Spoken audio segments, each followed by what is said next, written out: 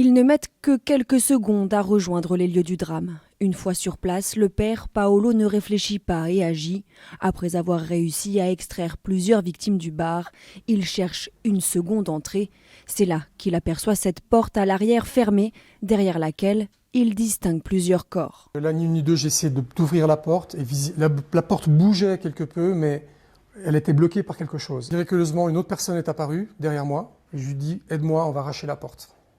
On a mis le pied contre la vitrine et on a tiré très très fort, on a réussi à ouvrir. Et c'est à ce moment-là que les corps sont tombés.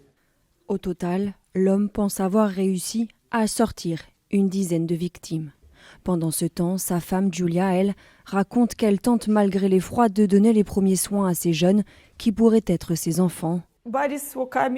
Les victimes arrivaient, il y en avait qui pleuraient, d'autres étaient sous le choc. Ils étaient tous en train de pleurer. Certains criaient « Aidez-moi, aidez-moi, je ne veux pas mourir ».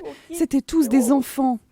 Également présent, leur fils de 19 ans, Gianni, est toujours en état de choc. Lui aussi a vu des personnes brûlées, certaines sans visage, d'autres sans vie.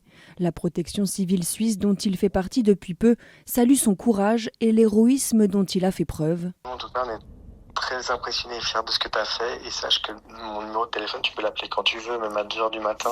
On me dit beaucoup d'aller consulter d'ailleurs un psychologue ou un spécialiste. C'est vrai que pour le moment, je pense que je ne me rends pas encore compte.